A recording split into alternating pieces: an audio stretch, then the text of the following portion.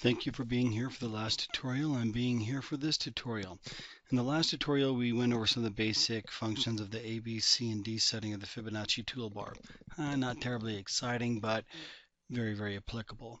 So I'm going to go over that a little bit more in practical application. Go over a couple of things here that I think will shed a little light on how I use these.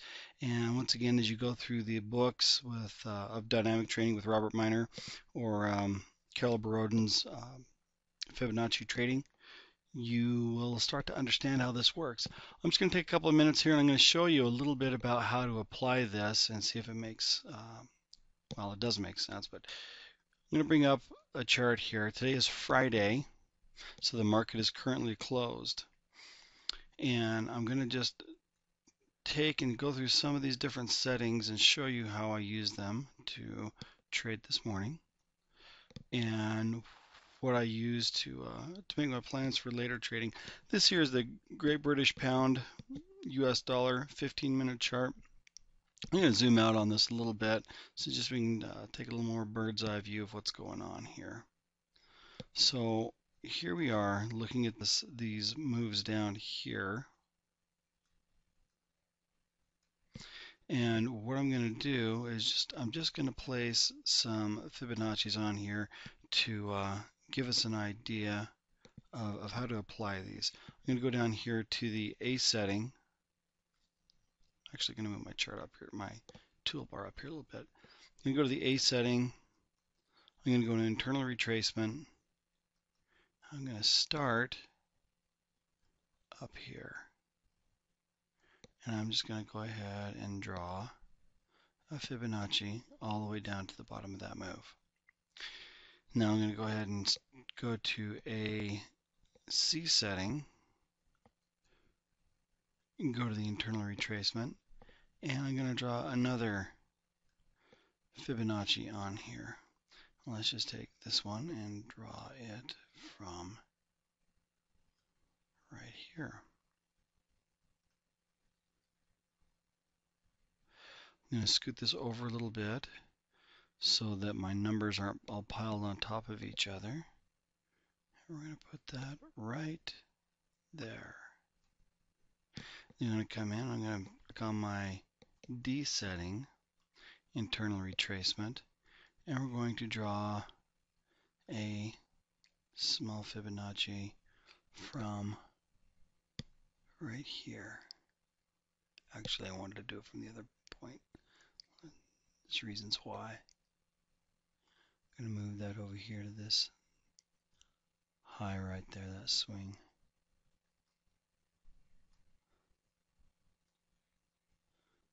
Put these lines over here.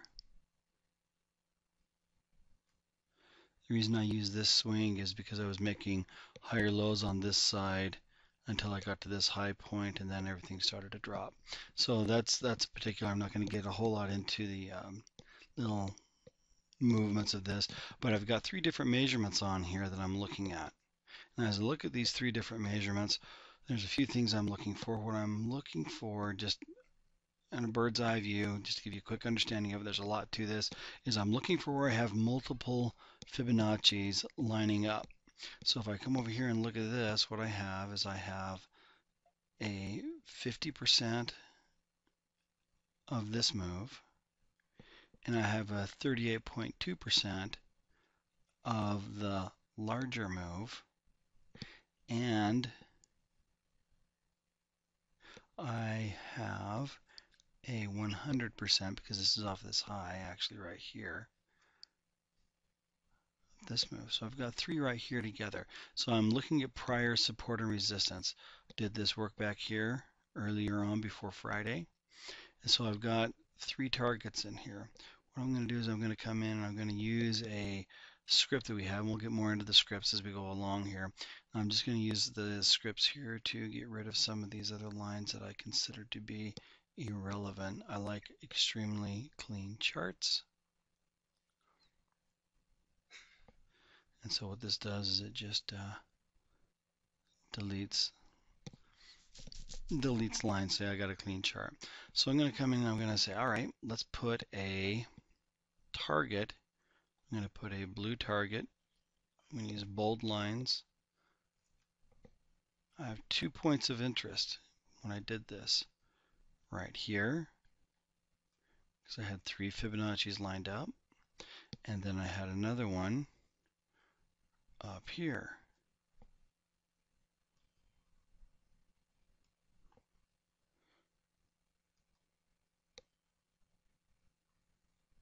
There we go. So I'm just going to put a little bigger box up here.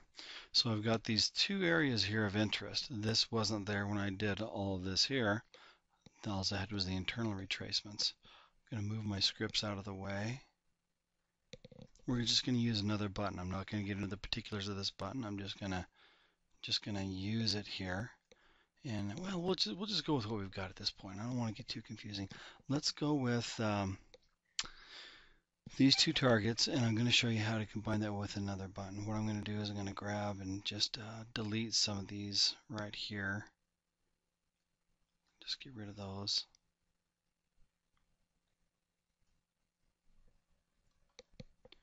Alright, so I've got these 2 targets, but I've got all this information right here also. This is all new information from this low. So I'm going to do some measurements on this and see what I can come up with. See what the charts are telling me. So I'm going to zoom in, bring this over, expand this out a little bit,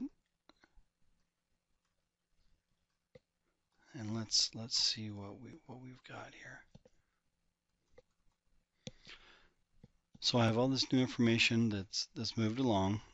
I'm going to start doing some measurements on that. So we're going to start with what is called another price point, or another alternative price projection, as mine refers to it as. I don't care what you call it. It's just it is what it is.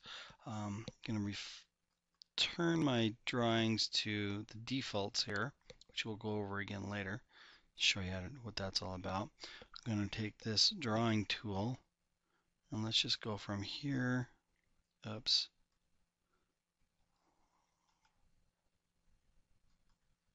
Let's put that on the A setting. I'm going to do the largest one first here.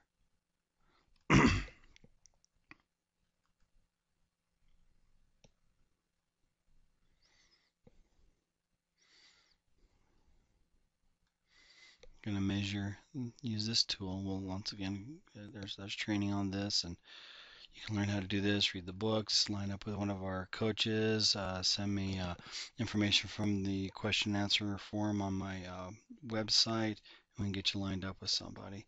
So I can put in a measurement here. Let's go ahead and put in a smaller measurement. Click on the C, APP. We're going to go with the next smaller measurement here.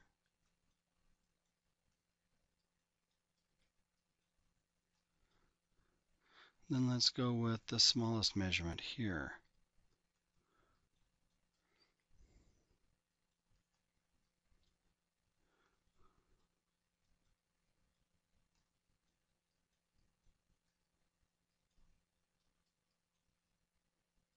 Taking off of this low right there. I'm going to shrink this down a little bit, give us a little better aspect ratio on this. So I have 3 different measurements here. Shorter projection, an intermediate one, and a longer one. And they all pile up roughly in this same area here. And what do I have here that's important? Prior support and resistance. This is key. You always need to consider your prior support and resistance, because you can come up with multiple targets. We're looking for ones that tend to line up with prior support and resistance, because that gives us an idea of which targets have more validity. And there's Elliott wave that goes into this too, which we're not going to get into right now. That's a little complicated. This is just a taste of how to use these different settings. So I've got a C setting, excuse me, a D setting, a C setting, and an A setting. I didn't put a B setting up here. So that just confirms this target right there. What I'm going to do is I'm going to take and draw this, draw myself a little box here. I'm going to draw that little box in red because I used my red colored APP Fibonacci's to come up with that. That's where that goes. right within this target here. I'm getting a much smaller area of when I'm defining this down.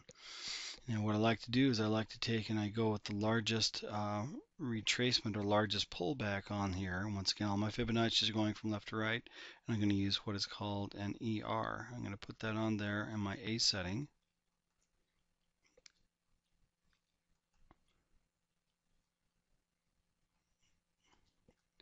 It would help if I put this back to default. Okay, ER. Even I make mistakes once in a while. I'm going to draw this in here and see what that has to tell us.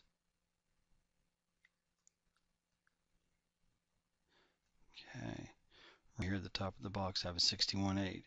So I've got a 61.8 APP, a 100 APP, a 6180 APP, and a 161.8 ER, along with two different retracement Fibonacci's that settle in here, along with prior support and resistance. This is where it really began to drop after this sideways move here.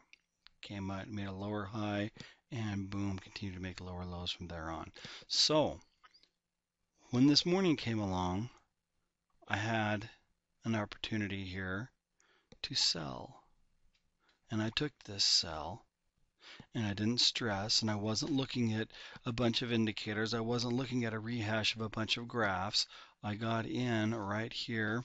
My stop loss on that was, well, it was actually 6 pips, but here I'm measuring 7.5. I had a 6 pip stop loss, and it came down. I took my profit up a little before I hit bottom. I had another target down here I'm not going to go into. I gave up a few pips at the end. I gave up about 15 pips on the end, 12 I guess.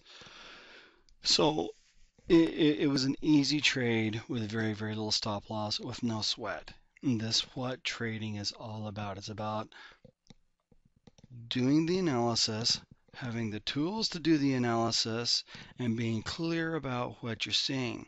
See, because somehow, somewhere along the lines, people got into the mindset of, well, we can start using a bunch of rehashes of the graphs and come up with all these indicators. And so you have all these people who sit in front of their computers with glazed, bloodshot eyes waiting for the moving averages to cross and waiting for the MACDs to flip and do somersaults and trying to get into the charts. Just learn to read the charts and do the measurements. What I do is I come in, do my work, set an alert, and wait for the alert to tell me when to come and trade. Because I knew right here, whether this continues to go up or down, I have an extremely high probability that it's going to take a correction, a bounce there, before it continues to go up. Now, on a larger scale, let's see if we have anything above this. Let's zoom out a little bit. Lo and behold, where I put that other target. This is where we had those other Fibonacci's lined up, and I've got a 161 APP, and I have a 423 ER. This here is also a point of interest, so I'm going to put a little target right there. It's not as big of a point of interest simply because I do not have any prior support and resistance over here. I don't have a decision point over here where I decide to go up or down. I do right here. So I'm going to take, I'm also going to put another box right here showing that I have a bunch of APPs in there, or have an APP projection in there. And as this market moves forward from here, I'm going to have some targets here, and I'm going to have more information to do some more drawings from, so that I can confirm if this is a place where the target, where the currency has a high probability of bouncing and retracing, and bouncing and retracing. It can be, there's an incredible amount of information on these charts. It's kind of like you watch these movies with the burglars, and they go in and they're going to steal the jewel out of the little case there, and it's sitting in the middle of the room, and they want to run up there and just get it, but they pull out their can of liquid smoke, they spray it around, and it shows all the laser beams. Well, now they can move around the laser beams and get to the jewel, get to the loot. Okay, this is kind of what we're doing here. The charts are showing us where to put these measurements, and the measurements show us where we have high probabilities of things moving and things taking bounces. So anyway, we're just barely scratching the surface here. I'm just going over and more than anything showing you how to apply this tool, not training you to trade. That there's a lot of learning that needs to go in on that part, but the tools and understanding why we've put together and the way we've done them is important. It allows you to actually do analysis. There's a lot of people that want cheap, easy fixes. This is why there's a lot of trading robots out there. Trading robots don't work. If they did, somebody would be extremely wealthy with it and wouldn't be telling anybody else about it. If somebody's telling you about it, it didn't work. They're trying to sell you a program.